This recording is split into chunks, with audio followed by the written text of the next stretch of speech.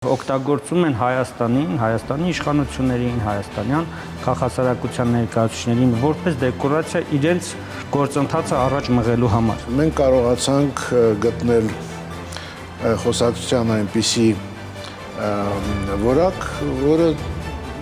ապացուցում էր, որ մենք փոխադարձաբար իրար հասկանում ենք։ Տեսակցություն գերիների հետ։ Նույնիսկ այս հարցը չեն կարողացել լուծել։ Էլ ինչ փոխվստահության մասին է խոսքը։ Ինձ համար կարևոր էր ստեղծել մի կամուրջ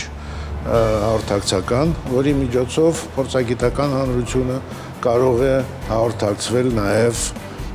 կառավարությունների հետ։ Այս ամեն ինչը ադրբեջանցիները օգտագործում են քարոզչության համար։ Բացի ադրբեջանական օրակարգից, բացի հայկական օրակարգից, կա հայ-ադրբեջանական օրակարգ։ Այս գործընթացում Հայաստանը օրակարգ չունի, ուղղակի շարժում է Ադրբեջանի օրակարգը։ Եթե լինեն պրակտիկ գործողություններ, որոնք ազդում են անմիջապես գործընթացի վրա, տարբեր ուղղություններով, մենք կհամարենք, որ մենք մեր արդյունքներին հասել ենք։ Խիզախ քայլ հաշտեցման ուղղությամբ, թե ուղերձ սխալ տեղում եւ ժամանակում, ինչ ազդեցություն կունենա Հայաստանի քաղաքացիական հասարակության ներկայացուցիչների այցը Բաքու, որքանով է պատրաստ նման շփումների, պատերազմի հիշողություններով ապրող հասարակությունը, արդյոք կարող են այս նախաձեռնությունները ձևավորել վստահություն, թե կարող են դառնալ մանիպուլյացիայի գործիք։ Բարև ձեզ, եթերում հեռանկար բանավեճն է ամենաակտուալ հարցերի համապարփակ քննարկմամբ։ Այս շաբաթ կառավարությունը հրապարակեց Ղարաբաղյան հակամարտության կարգավորման բանակցություններին վերաբերող մի շարք փաստաթղթեր։ Սա հակամարտության 44-օրյա պատերազմի հայ-ադրբեջանական օրակարգի վերաբերյալ նոր քննարկումների առիթ դարձավ։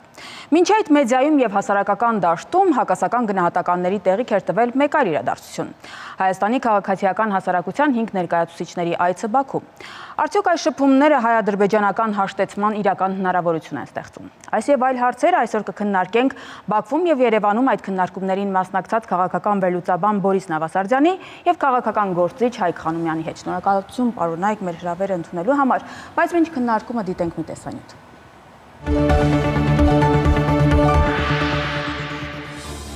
1992 թվականին, երբ հայ-ադրբեջանական պատերազմը ընթացքի մեջ էր, այդ ժամանակ Գերագույն խորհրդի պատգամավոր Աշոտ Բլեյանը իր նախաձեռնությամբ մեկնեց Բաքու։ Մինչ այդ նա ուղերձ էր հղել Հայաստանի եւ Ադրբեջանի ղեկավարներին ու քաղաքական կազմակերպություններին։ Բաքվում Բլեյանի նպատակն էր որոնել Հայաստանի եւ Ադրբեջանի միջև ծայրահեղ լարված ու պատերազմական իրավիճակից դուրս գալու հնարավոր ուղիները, հասկանալ հակամարտության խաղաղ-կարգավորման հեռանկարները եւ սկսել երկխոսություն։ 4 օրվա ընթացքում հանդիպեցի Ադրբեջանի Գերագույն խորհրդի նախագահի առաջին տեղակալ Թամերլան Կարաևին, Գերագույն խորհրդի փոխնախագահ Ջալիլովին, Գերագույն խորհրդի նախագահի խորհրդական Ռասիմ Մուսաբեկովին, Միլի Մեջլիսի մեծ թվով պատգամավորների, հանձնաժողովների նախագահների, Ադրբեջանի պաշտպանության արտաքին գործերի բարձրագույն կրթության նախարարներին։ Եղան նաև ուրիշ հանդիպումներ։ Բաքվի թիվ 46 միջնակարգ դպրոցում հանդիպեցի ուսուցչական կոլեկտիվին, իդեպ այնտեղ հայ ուսուցչուհի էր աշխատում։ Ռազմական գործողությունների ակտիվ փուլում Բլեյանի այցը Բաքու ունեցավ հակասական արձագանքներ թե Հայաստանում, թե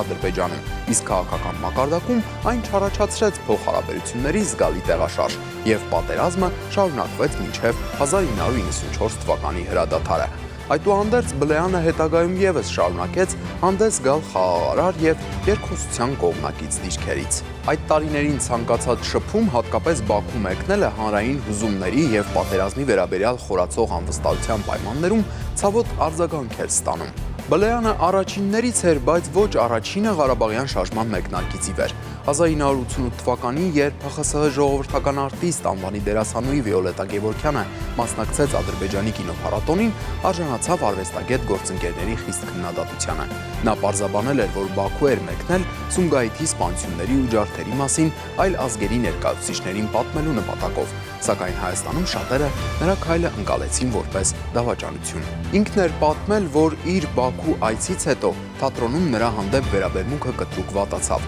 Դերասանուհին հեռացավ բեմից, մեկնեց Միացյալ Նահանգներ եւ մեկուսացավ, իսկ Բաքու այցի մասին մի առիթով հետեւյալն էր ասել. Ես ուղղակի մտածում էի, թե ինչ կարելի է անել ազգի վիճակը փրկելու ու խաղաղություն հաստատելու համար, որպեսզի չլինի պատերազմ։ Վերջապես մայր եմ եւ մայրական ասպեկտով եմ նայում այդ ամենին։ Դերասանուհին ծանր հիվանդությունից հետո մահացավ 79 տարեկանում հայրենիքից հեռու։ Հաղորդակցման կամուրջներ ստեղծելու նպատակով 1994-ից հետո երկու կողմի լրատվամիջոցները աստիճանաբար սկսեցին փոխայցելություններ կազմակերպել։ Հայ լրագրողներն այցելում էին Բաքու ներկայացնելու տեղի իրավիճակը, իսկ ադրբեջանցի գործընկերները գալիս էին Երևան, անդրադառնալով տարածաշրջանային ու ներքին հարցերին։ Սահմանափակ եւ զգուշավոր այս շփումները հնարավոր դարձրին ինֆորմացիայի փակ շրջանը մի փոքր բացել ու նվազեցնել միմյանց մասին ստերեոտիպային պատկերացումները, փորձելով նվազեցնել լարվածությունը։ Սկզբում այդ այցելություններն առավել հեշտ էին եւ դրանց մասնակցում էին լրագրողներ, մշակութային գործիչներ, գիտնականներ։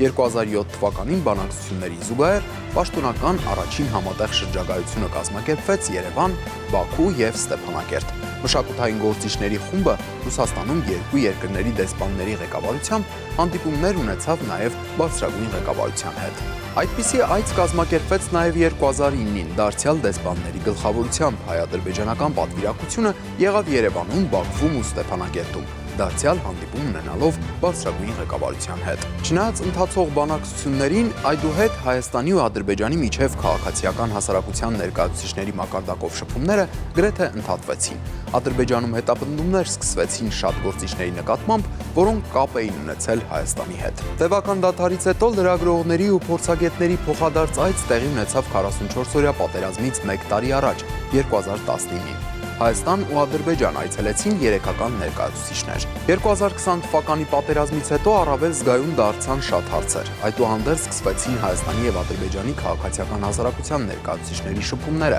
բայց երրորդ երկրներում։ Բաքվի եւ Երևանի մամուլի ակումբների նախաձեռնությամբ սկսեցին կազմակերպվել նաև տեսակամուրջներ, ձայն տալով հայ եւ ադրբեջանցի փորձագետներին։ Նոր իրավիճակ ստեղծվեց օգոստոսի 8-ի Վաշինգտոնյան հռչակագրի ընդունումից հետո։ Դրանից հետո Հայաստան այցելեցին ադրբեջանցի 5 փորձագետներ։ Համատեղ քննարկումից բացի նրանց ընդունեց նաև Հայաստանի անվտանգության խորհրդի քարտուղար Արմեն Գրիգորյանը։ Այցը միանշանակ չընդունվեց, դժգոհություն առաջացրեց ոչ այնքան հանդիպման կայացումը, որքան ադրբեջանական պատվիրակությունների կազմը։ Այդ կազմում տեղ էր գտել մի ներկայացուցիչ, որը մինչ այս հայտնի էր դարձել 2022-ի դեկտեմբերին դեպի Ստեփանակերտ ճանապարհը փակած, այսպես ասած, էկոակտիվիստների ակցիային մասնակցությամբ։ Հայաստանի քաղաքասարակության 5 ներկայացուցիչները փոխադարձ այցով մեկնեցին Բաքու։ Ինչ հարցեր էին քննարկվել։ Այցից հետո մասնակիցներն իրենք բացեցին փակագծերը։ Բաքվում մենք եւս հնարավորություն ունեցանք հենց ադրբեջանական մեդիայի հետ շփվելու եւ կրկին ընդգծելու հայկական կողմի մոտեցումները, հայկական կողմին հուզող հարցերը, այդ թվում նաեւ հումանիտար բնույթի հարցեր, օրինակ ռազմագերիների խնդիրը։ Հետաբար նման շփումները բավական կարեւոր են, որովհետեւ ընդհանուր առմամբ երկու կողմն էլ քաղաքական ղեկավարությունները հայտարարում են, որ խաղաղությունը արդեն հաստատված է եւ պետք է ինստիտուցիոնալացնել, սակայն խաղաղությունը չի կառուցվում միայն վերևից, խաղաղությունը նաև այսպես ներքևից պետք է կառուցվի։ Հայաստանի քաղաքասարակության ներկայացուցիչների հայ գերիներին տեսակցելու ցանկությունը Բաքուն մերժել էր։ Վերջիններս եւս հնարավորություն ունեցել էին հանդիպելու բարձրաստիճան պաշտոնյայի հետ։ Այս դեպքում Ադրբեջանի նախագահի օգնական Հիկմետ Հաջիևի հետ։ Փորձում ենք օրինակ հասկանալ, որ եթե այսքան առաջ ենք գնացել գործընթացում, եթե արդեն ես ձեր արչև նստած, բարձրացնում եմ իմ խնդիրները, օրինակ ինչպես է այդ համատեքստում տեղավորվում գերիների առկայությունը Ադրբեջանում։ Եվ որն էր պատասխանը։ Պատասխանը այն էր, որ ժամանակ է պետք, որպեսզի վերքերը ապաքինվեն, որ երկու հասարակություններն էլ ունեն հիշողություններ վատ իմաստով եւ պիտի կարողանանք փոխադարձ վստահության այնպիսի միջավայր ստեղծել, որտեղ այդպիսի հարցերը կկարողանանք ավելի արագ լուծել։ Փորձագետների կարծիքով այս այցը ոչ միայն ազդանշան է ապագա շփումների համար, այլ նաև ցույց է տալիս, որ հարևան երկրների միջև երկխոսությունը հնարավոր է որոշակի պայմաններում։ Իդեպ առաջին անգամ էր, որ ավելի քան 30 տարվա դադարից հետո ուղիղ չվերթներ իրականացվեցին Երևան ու Բաքու։ Այդուհանդերձ այս այցը միանշանակ չընդունվեց եւ բազմաթիվ քննարկումներ տեղի ունեցան։ Հարցը հետեւյալն է. արդարացված էր այս հանդիպումը, ընդհանրապես այս շփումները, պարոն Նավասարդյան, ձեզնից սկսենք։ Ես համոզված եմ, որ արդարացված էր, գոնե այս փուլում արդյունքները, որոնք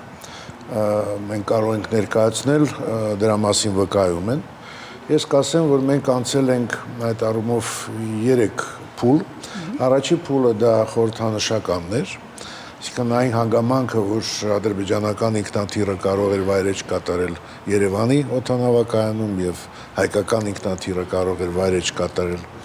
Բաքվի օդանավակայանում, դա ինչ որտեղ ազդակ էր, որ խաղաղության գործընթացը առաջ է գնում։ Երկրորդ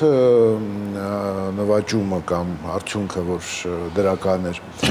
որ մենք կարողացանք գտնել խոսակցության այնպիսի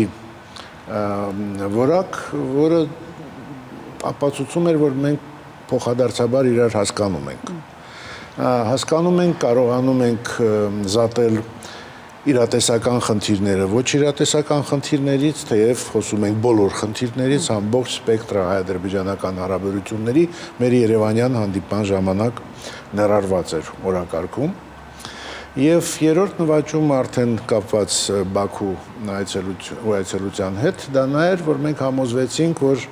100%-ով համարժեքորեն այն ինչի մասին մենք խոսում ենք, փոխանցված է որոշում կայացնողներին։ Եվ ճիշտ ասած իմ մասնակցությունը այդ գործընթացում հենց դրանով էր պայմանավորված, ինձ համար կարևոր էր ստեղծել մի կամուրջ հաղորդակցական, որի միջոցով փորձագիտական հանրությունը կարող է հաղորդակցվել նաև կառավարությունների հետ, եւ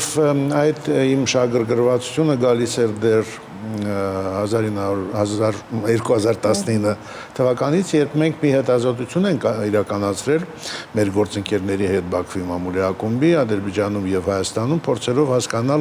ինչ հեռանկար կա քաղաքացիական դիվանագիտության համար, եւ ես կասեի, որ դրա արդյունքներից մեկը այն էր, որ նոր իրավիճակում, որը ձևավորված էր դեռ մինչեւ 44 օրյա պատերազմը, քաղաքացիական դիվանագիտությունը առանց որոշակի ներգրավվածության կառավարությունների հնարավոր չէ։ Այսինքն այդ առումով բավականին տարբեր էր իրավիճակը, ասենք 1990-ականների հետ, երբ մենք կարող էինք եւ առանց կառավարությունների հետ շփվելու արդյունավետ աշխատել իրար։ Այս թեման դեռ կքննարկենք, պարոն Ղանունյան, արդյոք այս տեսանկյունից եք դիտարկում այս հանդիպումները։ Նախ առաջ փորձենք հասկանալ որն է հանդիպումների նպատակը, ինչ օրակարգ է քննարկվել, ինչ արդյունքներ է տվել, արդյոք այդ փոխվստահությունը, որ ասում են, իրոք գոնե փոքր մասշտաբով գոյություն ուներ, թե չէ։ Ես կբերեմ հիմա կարդամ այդ հանդիպման ադրբեջանցի մասնակիցներից մեկի տված հարցազրույցի հատված Քամալյա Մամեդովայի լրատվականներից մեկի խմբագիրը եւ տեսեք ինչ է ասում իր հարցազրույցներից մեկում։ Աշխարհը փոխվել է։ Ավանդական դիվանագիտության դարաշրջանը զիջել է տեղեկատվական ռազմաճակատների եւ թվային ազդեցության դարաշրջանին։ Այսօր հաղթողը ոչ միայն նա է, որ հաղթում է մարտադաշտում, այլ նա, ով կարողանում է նարատիվ ստեղծել, ձևավորել կոնտեքստը եւ իրադարձությունների սեփական մեկնաբանությունները մտցնել միջազգային օրակարգ։ Ես կարծում եմ, որ ադրբեջանցիները հիմնականում այս նպատակով են կազմակերպում կամ մասնակցում այսպիսի հանդիպումների եւ օգտագործում են Հայաստանի իշխանություններին, հայաստանյան քաղաքասարակության ներկայացուցիչներին որպես դեկորացիա իրենց գործընթացը առաջ մղելու համար։ Եվ որևէ տարական փոխվստահության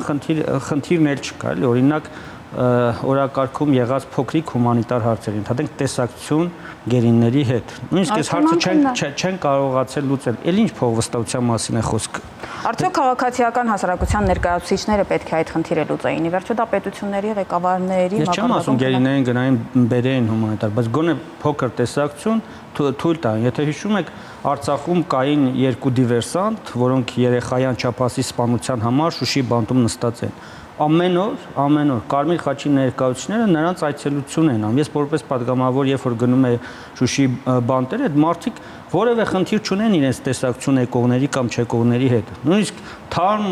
կիտրոնի հյութ են անընդհատ ուզում եւ անընդհատ ստանում են։ Հասկանում եք, այդ տիպի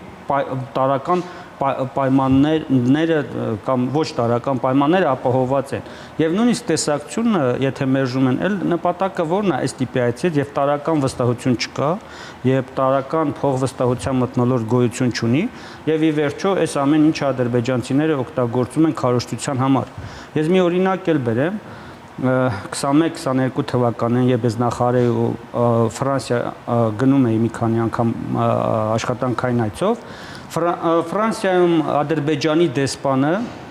բողոքում էր, որ 44 օրից հետո եւ ժամանակ եւ դրանից հետո ոչ մի լուրջ լրատվամիջոց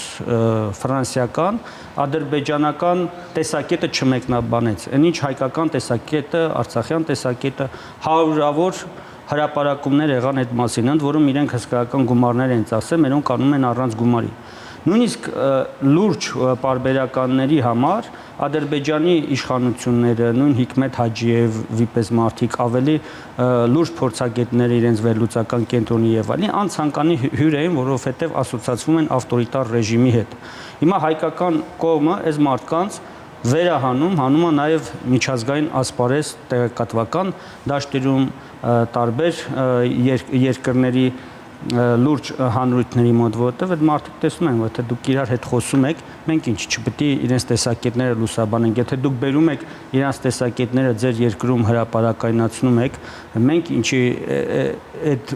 դրանից մեզ պիտի զերծ պահենք։ Այլ կերպ ասած, պետք չէր գնալ այդ հանդիպան։ Տեսնենք արդյոք այդ կարծիքին է պարոն Նավասարդյան։ Նախ ես պիտի ասեմ, որ գոյություն ունի բացի ադրբեջանական օրակարգից, բացի հայկական օրակարգից, կա հայ-ադրբեջանական օրակարգ,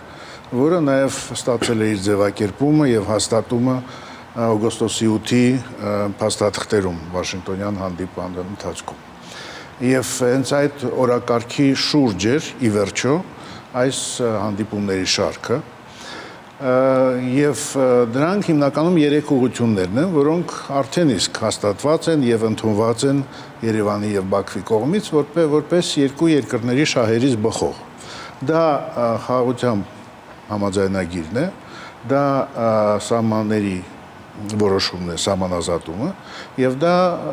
հաղորդակցությունների ապաշրջապակումն է։ Այս օրակարգի շուրջ կա համաձայնություն երկու երկրների միջև։ Եվ այն փորձագիտական հանրության ներկայացուցիչները, այդ թվում ես եւ իմ գործընկերները այդ հնգյակում կիսում ենք այդ օրակարգը, համարում ենք, որ դա հնարավորինս արագ եւ արդյունավետ պետք է առաջ տանել։ Բայց մենք նաեւ կարծում ենք, որ կան այլ օրակարգային հարցեր, այդ թվում նաեւ մարդասիրական, այդ թվում նաեւ մեդիա ոլորտում լարվածությունը իջեցնելու, դա փորձագետների կողմից ներդրումն է տարբեր սեկտորալ հարցերում, որոնք կարող են լինել հայ-ադրբեջանական հարաբերություններում, եւ մենք փորձում ենք դրա այդ հանդիպումների միջոցով երկու կողմերի պաշտոնական օրակարգը ընդհարցակել եւ դարձնել ավելի հեռանկարային խաղաղության տեսակետից։ Հիմա մոտավորապես 1 ամիս կամ ուղիղ 1 ամիս անցավ Երևանի եւ Բաքվի հանդիպումների միջև։ Մենք ուզում ենք, որ հսկայական հարցեր լուծվեն, այդ թվում նաեւ ես կարծում եմ բավականին բարդ հարց է եւ ոչ միանշանակ հարց է տեսակցություն կազմակերպելը գերիների եւ պահվող անձանց հետ։ Դա լուրջ քաղաքական որոշումների վրա պետք է հենվի եւ առանց այդ քաղաքական որոշումների դա դժվար էր իրականացնել եւ հիմա ասում են այդ մի փոքր հարցներ չկարողացաք լուծել, հա։ Մենք լուծում ենք, կրկնում ենք այն հարցերը, որոնք այս փուլում իրատեսական են, դա չի նշանակում, որ մյուս հարցերը հաջորդ փուլերում չեն կարող լուծվել եւ ես նշեցի 3 գործընթաց, որոնք առաջադիմության մասին են խոսում այս մեր նախաձեռնության շրջանակներում եւ 4-րդը որը ի վերջո կլինի ազդակը արդյոք արժեր այդ ամեն ինչը սկսել թե ոչ։ Դա պրակտիկ գործողություններ են։ Այ եթե լինեն պրակտիկ գործողություններ, որոնք ազդում են անմիջապես գործընթացի վրա, տարբեր ուղղություններով, մենք կհամարենք, որ մենք մեր արդյունքներին հասել ենք։ Առայժմ շատ վաղ է դրա մասին խոսել, բայց ընթացքը ըստ իս բավականին խոստումնալից է։ Համոզիչ էր այս փաստարկը։ Ես այդ հայ-ադրբեջանական օրակարգի վերաբերյալ որոշակի վերապահումներ ունեմ։ Էլի ես կրկնում եմ վաղուց արտահայտված միտքը, որ այս գործընթացում Հայաստանը օրակարգ չունի, ուղղակի շարժում է Ադրբեջանի օրակարգում։ Եվ զարմանալիորեն ինձ համար այդ միտքը վերջերս կրկնեց նաև խաղաղությանը երևի ամենաշատը հավատացած հայաստանյան դիվանագետներից մեկը, ով երկար տարիներ 90-ականներին աշխատել էր այդ ուղղությամբ, Ժիրայր Լիպարիտյանը, եւ այսօր է կարծես խորհրդատվություն է տալիս այդ թեմաների շուրջ Հայաստանի կառավարությանը, եւ ես էլի ներողություն եմ խնդրելու բառացի ցիտելու համար։ Եվ տեսեք, ինչ է ասում, Ադրբեջանը բանակցում է Վաշինգտոնի հետ, Եվրոպայի հետ, մեզ հետ չի բանակցում։ Նա ասում է, որ եթե դուք չեք ուզում պատերազմ, դուք իմ իշխանության նկատմամբ ժխտական բաներ մի ասեք։ Ինձ ընդունեք որպես միջազգային դերակատար, ինձ տվեք տեխնոլոգիա եւ ներդրումներ նավթագազային ոլորտի համար եւ այլն։ Այսինքն նույնիսկ այս խաղաղությանը ամենաշատը հավատացող մարդը, որ լայն կապեր ունի Բաքվում, Անկարայում եւ դիվանագիտական շրջանակներում, հստակ հասկանում է, որ այս գործընթացը Հայաստանի հետ այս կոնյունկտուրան խաղաղության շուրջ զրույցը ամենահարմար կոնյունկտուրան է, որպես իր հարաբերությունները կարգավորի արևմուտքի հետ, հատկապես Վաշինգտոնի հետ, հատկապես Եվրամիության հետ, եւ մենք տեսնում ենք, որ ինչ հմտությամբ, ինչ մեծ հմտությամբ 23 թվականի աշնանը հայաթափումից հետո Արցախի անմիջական եւ ԱՄՆ պետքարտուղարության բարձրաստիճան պաշտոնյաները կոնգրեսում, սենատում տարբեր դերակատարներ, Եվրամիության պաշտոնյաներ խոսում են Ադրբեջանի նկատմամբ որոշակի պաշտոնյաների նկատմամբ սանկցիաներից եւ որոշակի սանկցիաների մասին խոսեցին, բայց շատ արագ չեղարկեցին։ Եվ ես հիշում եմ Ադրբեջանի բարձրաստիճան պաշտոնյայի, կարծեմ Սահմանադրական դատարանի նախագահի այց ԱՄՆ, որ միջև այդ իբրև սանկցիաների տակ էր եւ կարողացավ օգտագործել Հայաստանի իշխանությունների, այսպես ասած, բարեհաճ վերաբերմունքը ադրբեջանական օրակարգի նկատմամբ եւ օգտագործել խուսափելու համար սանկցիաներից։ Հիմա էլ փորձում է օգտագործել ավելի լայն հայության տեսակետները, փորձելով ներգրավել դրա մեջ ոչ միայն իշխանություններին, այլ նաև հասարակության տարբեր ներկայացուցիչներին։ Ավելին ես վստահ եմ, որ այդ օրակարգը եւ ցույց է տալիս ընթացող զուգահեռ գործընթացները, խաղաղության եւ այլն, ենթակառուցվածքների ապաշրջափակում եւ այլն, դա կատարվում է միայն Ադրբեջանի համար, որովհետեւ նույն Թուրքիան ու Ադրբեջանը զուգահեռ կառուցում են ենթակառուցվածքներ, որը ցույց է տալի, որ Հայաստանը մնալու է շրջափակման մեջ։ Օրինակ, Կար-Սիգդիր Նախիջևան երկաթուղին, այսինքն ոչ թե երկաթուղին Մեղրիով պիտի գար, մտներ Երազղ,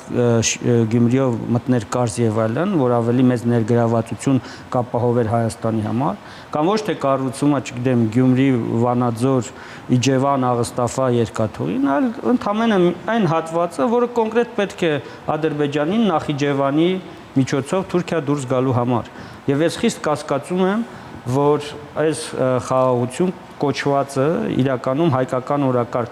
օրակարգ ընդամենը վախերն են,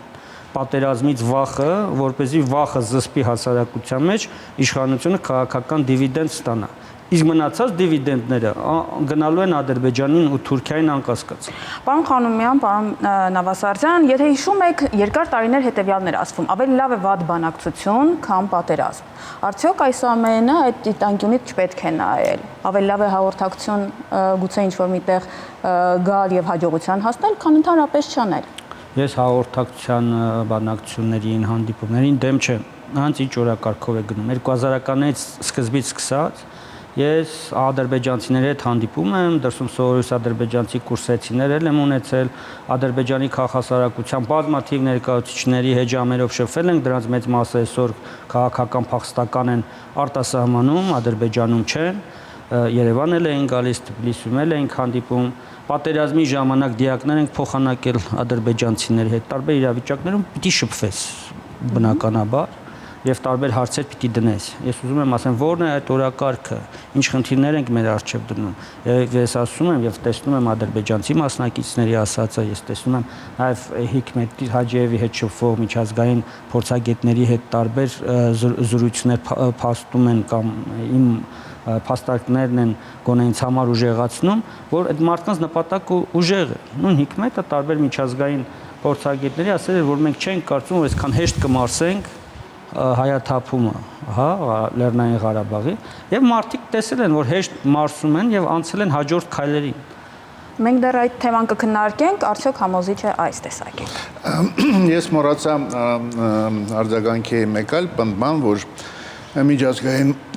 ասպարեզում Ադրբեջանը որոշակի հաջողությունների է հասնում եւ իր օրակարգն է փաստորեն թելադրում, բայց դրա միտումները մենք տեսնում ենք նաեւ մինչեւ 44 օրյա պատերազմը։ Մենք տեսնում ենք, որ նավթային գազային պաշարները Ադրբեջանի հետաքրում են եւ Եվրամիությանը եւ այլ կարևոր միջազգային խաղացողներին, որ Ադրբեջանը ավելի հետաքրքիր գործընկեր է դառնում շատերի համար, այդ թվում նաև ԱՄՆ-ի համար, քան Հայաստանը։ Եվ դա գալիս է նրանից, թե ինչպիսի քաղաքականություն էր իրականացվում Հայաստանում վերջի տարիների ընթացքում, Հայաստանը ինքը իր դրեց այդ բարդ իրավիճակում, չգնալով այն լուծումներին, որոնք կարծում եմ բավականին իրատեսական կլինեին, եթե լիներ հմուտ դիվանագիտական աշխատանք։ Եվ հիմա էլ այն առավելությունները, որ ստացել է Ադրբեջանը, գալիս է նրանից, որ Ադրբեջանը ունի ուժային առավելություն, որ Ադրբեջանը ունի ավելի պրոֆեսիոնալ դիվանագետներ եւ դիվանագետների աշխատանքը ավելի արդյունավետ է, ունի ավելի շահեկան աշխարհագրական դիրք, այսինքն այդ բոլոր առավելությունները Ադրբեջանը շատ լավ օգտագործում է այն դեպքում, որ Հայաստանը գոնե մինչև 2023 թվականի վերջը կատարում էր բազմաթիվ սխալներ, այդ թվում նաև ներկա իշխանությունը եւ իրեն դրեց այնպիսի իրավիճակի մեջ, որ կարող է գործել բավականին նեղ հնարավորությունների միջանցքում, որտեղ Ադրբեջանը անում է այն, ինչ բխում է իր շահերից, Հայաստանը ստիպված է, ես ընդունում եմ դա, հարմարվել։ Եվ պարոն Խանոմյանը հիշատակեց այն, ինչ ես արդեն մի քանի ամիս ասում եմ, որ եթե Նախճիվանով երկաթուղին չմտնի Հայաստան, ապա դա նշանակում է, որ ապաշրջապակման գաղափարը ընդհանրապես խախտվում է եւ պետք է բոլոր ջանքերը գործադրել, որպեսզի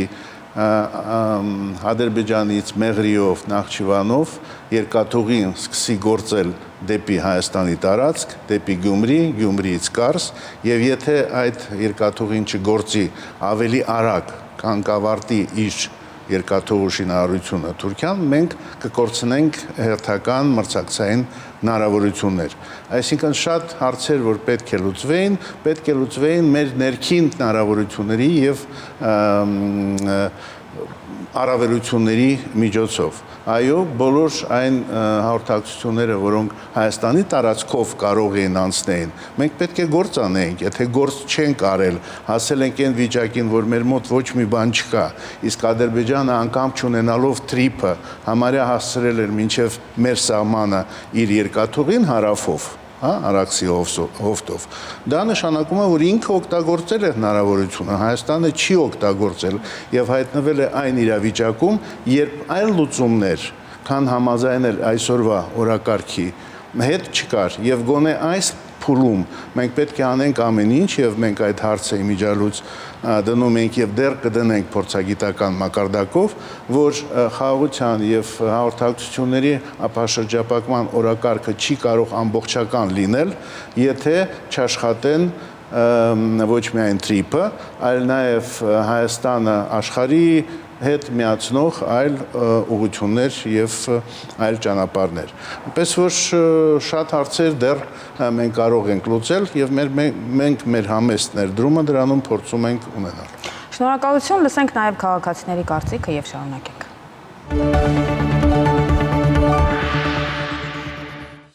Այո, պետք է շփվել իրար հետ եւ իրար կարծիք փոխանակել։ Չէ, ես չեմ ընդունում։ Հաստատ չեմ ընդունում։ Դե կարծում եմ պիտի հարթվի ամեն բան։ Ճիշտ է, մեզ համար շատ ցավալի է եղել, բայց եթե այսպես շարունակենք պատերազմ, ուր պիտի հասնենք։ Դե այդ որ տեղի է ունեցել, դա ինչ որ քայլ է, բայց չեմ կարծում, որ մեր հասարակությունը դրական է վերաբերվել։ Ես առհասարակ կողմ եմ շփումներին, բայց այս հարցում մի քիչ վերապահումներ ունեմ։ Շատ եմ կարդացել, լավ եմ ճանաչում։ Նրանք հանգստացող չեն։ Բայց նաև պետք են շփումներ։ Ընդհանրապես, որ երկխոսություն պետք է, դա փաստ է, բայց ում հետ։ Երբ որ մարդիկ երեխեքին դաստիարակում են, որ ստեղ իրանց թշնամիներն են, ոնց սպանեն, ինչ անեն, ինչի մասին է խոսքը։ Ցանկալի է, որ հարաբերությունները ճշտվի, եթե իհարկե Ադրբեջանը իր խոստումը կպահպանի։ Ադրբեջանը եւ Բաքուն միշտ եղել են մեր թշնամի մնացել են։ Դրանց հետ մենակ պետք է խոսես ուժով։ Ինչքան կարելի է թշնամության մեջ ապրել։ Երևի մեսի խաղաղությունն է ճիշտ։ Խոսելը դեռ քիչ է։ Այդ գնալ գալը խաղաղության համար է։ Ես գտնում եմ, որ Ադրբեջանի հետ ընդհանրապես երկխոսության կարիք ոչ մի բան չկա։ Չի կարող լինի։ Թշնամուն երբեք պետք չի թերագնահատել, ոչ էլ պետք է անել դնել գլխիդ, որ ինչ որ բան լինի։ Մեկը հարևան ես, ինչ որ մի ձև, ինչ որ մի բան պետք է արվի, բայց ես բային չեմ կարծում, որ դա մեզ տենց չէ, շուտ էր։ Մենք միշտ պետք է զգույշ լինենք։ Ու շփումներն էլ այնպես լինեն, որ մենք զիջողի դիրքից չանենք այդ շփումները։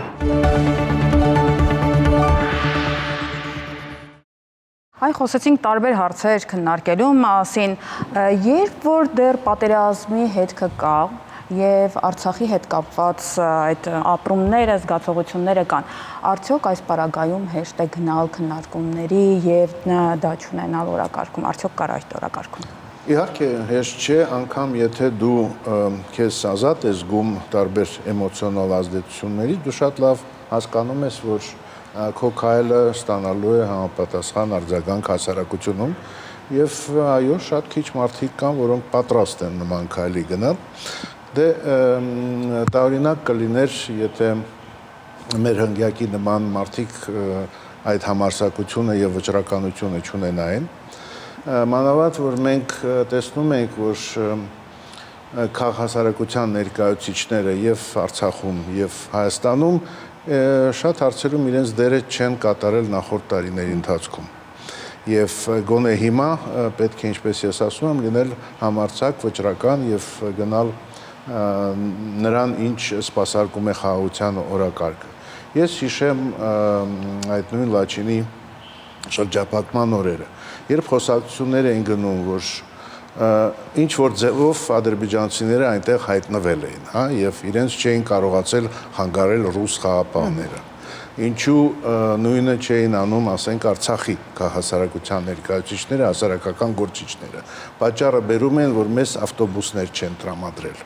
Ինչու այդ նույնը չէին անում Հայաստանի քաղաքասարակության ներկայացուցիչները, այդ թվում նաև բնապահպանները։ Գնային այնտեղ եւ տեսնեին, այդ ինչ բնապահպաններ են Ադրբեջանից այնտեղ կանգնած, արդյոք նրանք համատեղ գործունեությունից իրենց ճանաչում են, թե չէ։ Ասում են, դե մեկ է ռուսները մեզ չեն թողնելու։ Այսինքն, եթե դու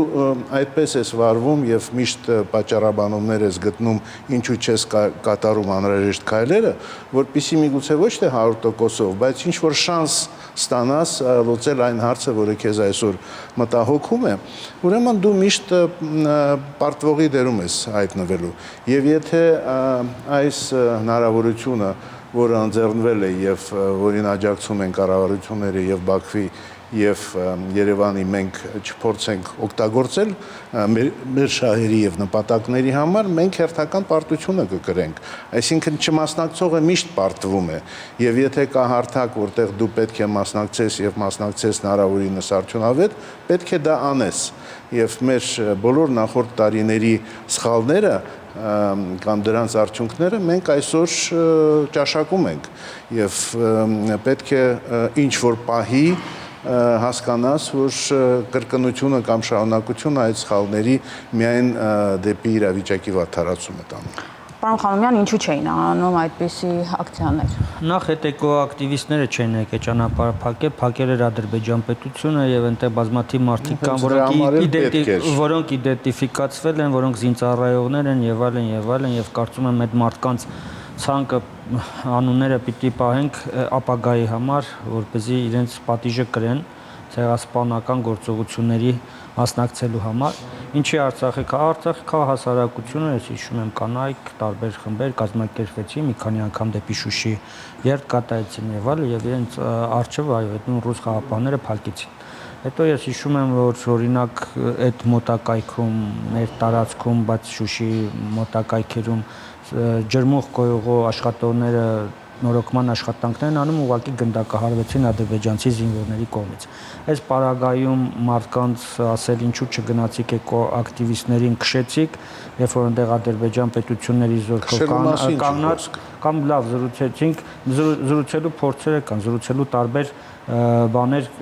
կային, ֆորմատներ, այդ թվում բավականին արդյունավետ բանակցություններ կային այն ժամանակ Արցախյան որոշ պաշտոնյաների, Անվտանգության խորհրդի քարտուղար Վիտալի Բալասանյանն էր այդ դերակատարությունը վերցրելու, անընդհատ քարկոծվում էր Արցախի եւ հայաստանյան հասարակությունների կամ անհատների կողմից, բայց Բալասանյանը այդ ընթացքում զգալի դերական աշխատանք է կատարել տարբեր հումանիտար խնդիրներ լուծելու համար եւ այնուհետեւ իր հերացումից հետո գործընթացներ։ Բայց դա խաղապահների ներգրավվածությամբ է։ Ոչ միայն, նաեւ անմիջականորեն եւ ես կարծում եմ, որ Արցախում նաեւ որոշակի իշխանության մեջ տեղի ունեցած տեղաշարժերը բերեցին որևէ ձևով ադրբեջանցիների հետ խոսալու անկարողության եւ ես համաձայն եմ պարոն Ասատրյանի արտահայտած նախորդ մտքերի հետ Ադրբեջանի կարողությունների վերաբերյալ, այո, Ադրբեջանը լուրջ կարողություններ է գեներացրել այս տարիների ընթացքում, կարելի ասել, որ իրոք մերիտոկրատական սկզբունքով է առաջնորդվում կադրեր ընտրելիս, ընտրում են լավագույններին, իրենց դիվանագիտության ավտորիտար, մերիտոկրատական։ Այո, իշխանությունը ձևավորում է ավտորիտար եղանակով, բայց ցավոք սրտի Հայաստանում ձևավորվող ժողովրդավարական իշխանությունը ավելի ավտորիտար ձևով է որոշումներ ընդունում, քան Ադրբեջանում ավտորիտար եղանակով ընտրվող իշխանությունը։ Սա հետաքրքիր նյուանս է եւ սա քաղաքական ռեալիզմի գրականության մեջ իր ձևակերպումներն ունի, ինչպես է այդպես ստացվում։ Երկրորդ, այո, Ադրբեջանը բազմաթիվ առավելություններ ունի աշխարհագրական, էներգակիրների եւ այլնի առումով, բայց մենք էլ ունենք։ Օրինակ, մի կարևորագույն առավելություն, որ Հայաստանի իշխանությունները որևէ ձև չօգտագործեցին, ել եմ կրկնում Կարս, Գյումրի, Վանաձոր, Դիլիջան, Իջևան, Աղստաֆա գիծը 300 կիլոմետրով ավելի կարճ է, քան Մեղրիով կամ Վրաստանով անցնող գծերը։ Ինչի Հայաստանի իշխանությունները արևմուտքին չեն առաջարկել այս գիծը, ինչի իրենք նախահարցա, ինչի միջև հիմա այդ գիծը չեն կառուցել, հա, Իջևանի այդ գիծը Պաստոն Դիլիջանի հատվածում սողանքի տակ է եւ Դիլիջան-Վանաձոր հատվածն է բացակայում, մի քանի կիլոմետր, մի քանի տասնյակ կիլոմետրի պատմություն է։ Ինչի այդ գիծը մենք չենք կառուցել միջև հիմա, երբ որ Ադրբեջանը 100 տեսակի երկաթուղի ու տարբեր ենթակառուցվածքներ է կառուցել, ոչ միայն դեպի Մեղրի, այլ նաև դեպի հյուսիս-հարավ ուղղությամբ եւ տարբեր ուղղություններով։ Եվ սրանից հետո գալիս ենք հայտնվում մի վիճակում, երբ ստիպված ես անել այն, ինչ որ դեմ է տալիս Ադրբեջանը, դա արդեն խոսում է Հայաստան պետության թույլ կարողությունների մասին, ոչ միայն իշխանությունների, այլ ընդհանրապես մեր հասարակության թույլ կարողությունների մասին։ Պարոն Խանոմյան, դուք նշեցիք Ընդհանուր կներեք 21 թվականից այս ամեն ինչի մասին անընդհատ խոսվում էր։ Ի տարբերություն որոշակի դիմախոսության ենթակառուցվածքների ապաշրջափակման հետ կապված, բայց այնուամենայնիվ հասարակության մեջ քաղաքական դաշտում կային գործիչներ, որ հստակ ավելի համարձակ գաղափարներ են առաջարկում այդ ենթակառուցվածքները բացելու, կառուցելու, վերակառուցելու եւ այլ կողմեր չներգրավելու ընդ որում։ Հիմա ստիպված ես անել այն, ինչ որ Ադրբեջանն է ուզում, ընդ որում ուրիշ կողմ ներգրավելու գնով։ Հիմա դուք հիշատակեցիք Վիտալի Բալասանյանի եւ ես որքան հիշում եմ բլոկադայի ժամանակ ձեր թիմը նաեւ կողմեր ընդհանուր առմամբ երկկողմ շփումներին Աղդամի ճանապարհով այդ ծորենի եւ այլն եւ այլն ինչու այն ժամանակ հնարավոր էր դա եւ իրատեսական իսկ հիմա ոչ։ Ժամանակ Արցախ կար, այն ժամանակ արցախցիներին տեղում պահելու խնդիր կար, այն ժամանակ տեղից բխող դա մեր օրակարգն էր մեծ հաշվով, ինչպես անել Եթե Սամվել Բաբայանի առաջարկների մասին է խոսում, ինչպես անել փոխվստահության միջավայր ստեղծել, հնարավորություն տալ բացել տարբեր կենսուղիներ եւ հնարավորություն տալ Արցախը որպես քաղաքական հայկական միավոր պահպանելու։ Սա նպատակ էր դրած, հստակ օրակարգ էր դրած, այդ օրակարգով գնում ենք։ Հիմա ասում եմ, ո՞րն է այս մյուս հիմիկվա գործընթացի օրակարգը, ես չեմ տեսնում, բայց Քամալա Մամեդովան ձևակերպել էր մեծ հաշվով այդ օրակարգը։ Պարոն Նավասարդյան, ձեր կարծիք այս մասին։ Հիմա մենք ունենք հետևյալ շանսերը։ երեք ստորագրվել է Եվրամիության եւ Հայաստանի միջև նոր փաստաթուղթ, ռազմավարական օրակարգի գործընկերություն, Այսինքն դա շարունակությունն է այն պայմանավորվածությունների, որ կար Եվրամիության եւ Հայաստանի միջև, սակայն լրացված է նաեւ անվտանգության հարցերով եւ քաղաքական ավելի խորը համագործակցության հարցերով։ Հիմա Եվրամիության նպատակը այն է, որպեսզի TRIP-ը չսահմանափակվի որպես մոտակա օրակարգ եւ ապաշրջապակման գործընթացը ներառի նաեւ այլ տարածքներ, հիմնականում Հայաստանով։ Եվ շա շանս է, որոշակի գումարներ պատրաստ է ներկայացնել Եվրամիությունը եւ ես կարծում եմ, որ դա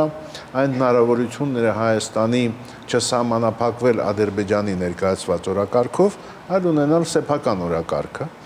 Ցավոք մենք չենք կարողացել, ինչպես պարոն Խանոմյանն է ասում, անել դա առանց երրորդ երկրների կամ խաղացողների մասնակցությամբ, բայց հիմա պիտի արդեն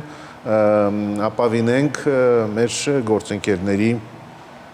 աջակցությանը եւ ես կարծում եմ, որ Եվրամիությունը ակնհայտորեն շահեր ունի հավասարակշռված իրավիճակ ստեղծվել այստեղ, որպեսզի չլինի դոմինանտ երկիր, որպեսզի բոլոր երկրները ունենան մոտավորապես հավասար հնարավորություններ եւ միայն դա կբերի խաղաղություն եւ կայունություն Հարավային Կովկասում։ Այդ շանսը կարծում եմ հիմա պետք է օգտագործել։ Ես գիտեմ, որ դրան բավականին լուրջ դիմադրություն կա Ադրբեջանի կողմից, որը հասկանալի է։ Ադրբեջանը տեսնում է, որ այդ դոմինանտ դերի շանսերը ինքը ունի եւ բնականաբար տանելու է այդ ուղղությամբ։ Դրան պետք է հակադրել նաև այլ գործընկերների ներգրավման քաղաքականությունը,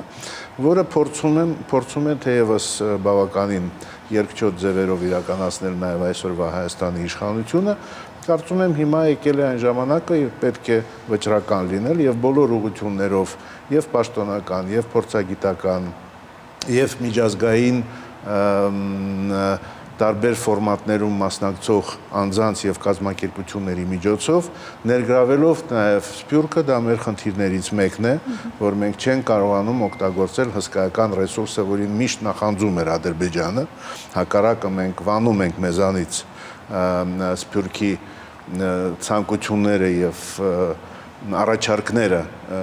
ներգրավել այս գործընթացի մեջ եւ միայն այդ դեպքում մենք կարողանանք քիչ թե շատ հավասարակշռել այսօրվա ոչ հավասարակշռված հարաբերությունները Ադրբեջանի հետ,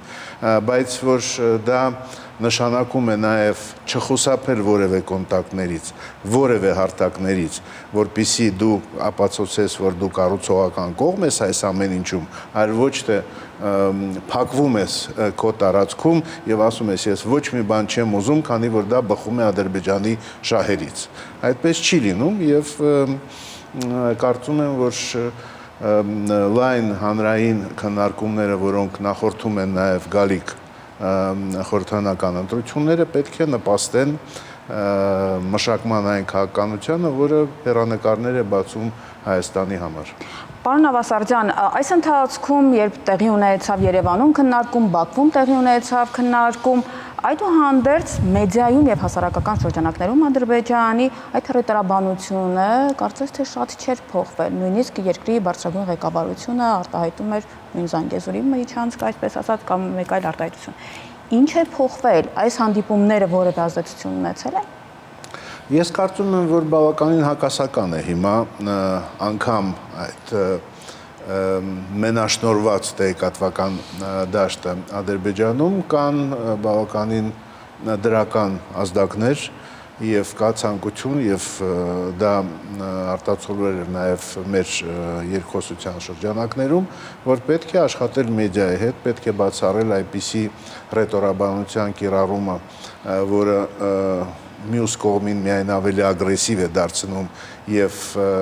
հորետես ապագայի նկատմամբ եւ կարծում եմ այդ ուղղությամբ քայլերը արդեն արվում են եւ կնպաստեն նրան, որ այն բառապաշարը, որ օգտագործում է Ադրբեջանի կողմից, այն նարատիվները, պատումները, որոնք տարածվում են Ադրբեջանի կողմից, որոշակի փոփոխության ենթարկվեն։ Եվ այստեղ մեզ մոտ բավականին բացասաբար է անկալվել այն ուղերձը, որը հնչեցրել էր Արեգ Քոչինյանը Հիկմետ Հաջիևի հետո հանդիպումից, բայց եթե մեզ դուր չի գալիս այն, ինչ ասում են մյուս պաշտոնյաները Ադրբեջանի, ինչու մենք չենք ուզում դրականորեն վերաբերել այդ բարի խոսքերին, որը փոխանցում էր Հայաստանի Հանրության Հիկմետ Հաջիևը, միգուցե այստեղ կա իհարկե կարգավիճակների հարց, հա, արդյոք նախագահի օգնականը այն կարգավիճակ է գտնվում, որպեսզի ուղերձներ փոխանցի Հայաստանի Հանրությանը, այստեղ կարող են հարցեր լինել, բայց ամեն դեպքում այդքան սուր ես չէի ընդունի եւ այդ պիտակները չէի ընդունի, որ փաստորեն հայկական այդ հնգյակը գործակալն էր Ադրբեջանի եւ ընդամենը լուր բերողն էր Ադրբեջանից։ Մենք բերել ենք այն լուրերը, որը բերել ենք։ Հիմա դա պետք է Պարոն Խանոմյանը համաձայն է դրա հետ, թե չէ։ Ես երբեք գործակալ չասեցի, ոչ էլ նպատակ ունեմ սրել տարբեր էպիտետներով, ես ուղղակի քննարկում եմ այդ օրակարգը ինչ էր ներառում եւ նպատակահարմար էր այս այցը, թե չէ։ Սրան զուգահեռ մենք տեսնում ենք հայկական քաղաքասարակության ուրիշ ներկայացուցիչներ, որոնք տարբեր իրավունքների համար են պայքարում, տարբեր հայտեր են ուղարկում ընդդեմ Ադրբեջանի։ Մենք տեսնում ենք, որ Ադրբեջանը ագրեսիվ մշակութային ժառանգության ոչնչացման քաղաքականություն է վարում եւ դրանով հանդերձ ընտրվում է ՅՈՒՆԵՍԿՕ-ի միջազգային ժառանգության, համաշխարհային ժառանգության հանձնաժողովի անդամ եւ տեսնում ենք, որ դրա ՅՈՒՆԵՍԿՕ-ի հետ համագործակցությունը նորություն չի կարծում։ Չէ, նորություն չի, այլ մենք հիշում ենք այդ կոռուպցիոն սկանդալները, ծագումը բուլղարացի ՅՈՒՆԵՍԿՕ-ի տնօրենի հետ կապված նրա ամուսնու բազմաթիվ բիզնես կապերը Ադրբեջանի հետ եւ այլն, բայց ամեն ինչը նորություն չի։ Ես ուզում եմ ասել, որ Հայաստանի իշխանությունների կողմից այդ ուղղությամբ հակադարձումներ չկա։ Այո, Հիկմետը ասում է, որ այո գնում են խաղաղության ամեն ինչի, բայց մարդիկ մեծ հաշվով ցեղասպանության հետևանքները վերացնելու ճանապարհով են գնում։ Ընդ որում հետքերը վերացնելու, մշակութային օջախները վերացնելու, մշակութային Բայց դա կարող է օրակարգային հարց դառնալ, չէ՞։ Երկկողմանի հարաբերությունները։ Բայց չի դառնում, չէ՞, այդ է խնդիրը, որ եթե ոչ մի բան չես անում, չի դառնա իհարկե։ Այդ հարցերը նախ եւ առաջ կարծում եմ մեկ այլ մակարդակում պիտի քննվեն։ Հասարակական դիվանագիտությունը սովորաբար օգտագործում են հասարակություններում, որտեղ պաշտոնական դիվանագիտությունը չի աշխատում կամ ճշտամանքը բավականին մեծ է, դա տեսնում ենք, որ պաշտոնական դիվանագիտությունը բավականին ակտիվ աշխատում է եւ այդ հարցերը լեգիտիմ ներկայացուցիչներ կան, որոնք կարող են ներկայացնել, պաշտոնական ներկայացուցիչներ կան, որոնք այդ ամեն ինչին կարող են ներկայացնել։ Ես նախորդ մտքին էլ Եվրամիության հետ անդրադառնամ։ Այո, շատ դերակատարներ այստեղ նոր տարածաշրջանը փոխվում է, Արևմուտքը ցանկանում է կենտրոնական Ասիան, Հարավային Կովկասը, մեծ 90 միլիոնանոց շուկան հանել Ռուսաստանի տակից, Իրանի տակից եւ այլն, եւ այդ նոր հնարավորություններ են հայտնվում եւ նոր դերակատարներ ուզում են իրենց դերակատարություն ունենան, բայց Եվրամիությունը հայտարարել 10 միլիարդ եվրո այդ միջին միջանցքի ծրագրերում դնելու համար։ Հայաստանը ինչից օգտվեց։ Ինչ որ կտորի համար գումար գոնե գնաց բանակցեց։ Մենք տեսնում ենք, որ Թուրքիան շատ ակտիվորեն 10 միլիարդը մեր Հարավային Կովկասին չէր վերաբերում։ Չէ, միջին միջանցքի վերաբերյալ եմ ասում։ Միջին միջանցքի Կասպից ծովը Թուրքիային միացնող միջանցքի մասին է, կենտրոնական Ասիան, Թուրքիային միացնող միջանցքի կենտրոնական Ասիայի մասով էր։ Ոչ միայն, հստակ ուղղությունը, թե որն է ընտրել Եվրամիությունը իր Global Gateway-ի համար, որոշված չի։ Այսինքն չի կարող ներդրում լինել։ Չէ, 10 միլիարդի մասին Կալլասն է հայտարարել, այդ 10 միլիարդի վերաբերյալ Ադրբեջանը արդեն դիմել է Նախիջևանի հատվածը կառուցելու համար։ Թուրքիան 10 միլիարդ չէ, 1 միլիարդ։ Չէ, հասկացա, 10 միլիարդից, այդ 10 միլիարդից բաժին ունենալու համար, ոչ թե 10 միլիարդ ունենալու համար, այլ այդ 10 միլիարդ միջի միջանցքի։ Ադրբեջանի դիմացը կապ չունի 10 միլիարդի։ Եվրամիություն, չէ, վերադառնալով մեր այսօրվա հայտարարել միջային միջանցքում 10 միլիարդ եվրո ներդնելու համար Թուրքիան եւ Ադրբեջանը գնում են Եվրոպա տարբեր ֆոնդերից, նույն Եվրամիությունից փող են ուզում այդ շրջանակներում դրա համար, թե Նախիջևանի ճանապարհի կառուցման, թե Կարս-Իգդիր Նախիջևան Հայաստանը շրջանցող երկաթուղու համար տարբեր ֆոնդերից գումար են ուզում։ Հիմա որ դուք ասում եք Եվրամիություն, Հայաստան ռազմավարական գործընկերություն, ես հասկանում եմ, որ լավ հնարավորություններ կա։ Կարող է արդյոք Հայաստանը օգտվել։ Ես ասում եմ, որ հնարավորություն նախկինում էլ են եղել եւ չի կարողացել օգտվել եւ ելի չի կարողանալ օգտվել, որովհետեւ խիստ կասկածում եմ այդ կարողությունների վրա։ Եթե մարդիկ այս ընթացքում մի փոքր սողանքի հատվածով, չգիտեմ, 20-30 կիլոմետրանոց հատված չեն կարողանում կառուցել, այդ նպատակը չեն գնում։ Գոնե նախագիծը չեն պատվիրում դրա։ Ինչի մասին է նշանակում, որ փորձել պետք չի նորից։ Փորձել պետք է, ես խիստ կասկածում եմ։ Նախկին սխալները Ես խիստ կասկածում եմ, որ դա լինելու է եւ խիստ կասկածում եմ, որ շարունակելու ենք մեր ունենալու ենք մեր օրակարգը, այլ կարծում եմ, որ շարունակելու են արձագանքել Ադրբեջանի օրակարգին։ Ինչ-ինչի հեռուստադիտողը ձեր խոսքերից որպես լուծում։ Որպես լուծում, սեփական կարողությունները պետք է զարգանան, սեփական օրակարգը պետք է ունենան, սեփական օրակարգը պետք է առաջ մղել։ Եվ մի կարևոր հանգամանք եւս ցեղասպանության միջոցով, չգիտեմ, հազարամյա մշակույթը ոչնչացնելու, հազարամյա ժառանգությունը պատմական եւ այլն ոչնչացնելու ճանապարհով խաղաղություն չի հաստատվում։ Սա ակնհայտ է, սա մեծ ական է տարածաշրջանի տակ եւ այդ ականը մի օր պայթելու է։ Դրա խաղաղություն հասնելու ճանապարհները բոլորովին այլ են եւ բոլորովին այլ լուծումներ են ենթադրում։ Ինչ-ինչի հեռուստադիտողը ձեր խոսքերից որպես լուծում։ Որպեսզի չհետևի այն օրակարգին, որ ոչ մի բան հնարավոր չէ, որ ինչպես ձախողվել ենք նախկինում, այնպես էլ շարունակելու ենք ձախողվել հետագայում եւ որ առանց այլընտրանքային առաջարկներ անելու իրատեսական, թե ինչպես կարելի է հաղթահարել այսօրվա խնդիրները, որևէ հարց չի լուծվելու, անգամ այն անձանց կողմից, որոնք դեմ են կամ հակադրվում են այսօրվա զարգացումներին։ Այլընտրանքները պետք են եւ մենք մեր խմբով եւ ենթադրում եմ ավելի ընդարձակ ներգրավվածությամբ փորձագիտական հանրության այդ այլընտրանքները առաջարկելու ենք։ Շնորհակալություն պարոն Նավասարդյան, շնորհակալություն պարոն Խանոմյան։ Ես հիշեցնեմ իմ զրուցակիցներն էին քաղաքական վերլուծաբան Բորիս Նավասարդյանը եւ քաղաքական գործիչ Հայկ Խանոմյանը։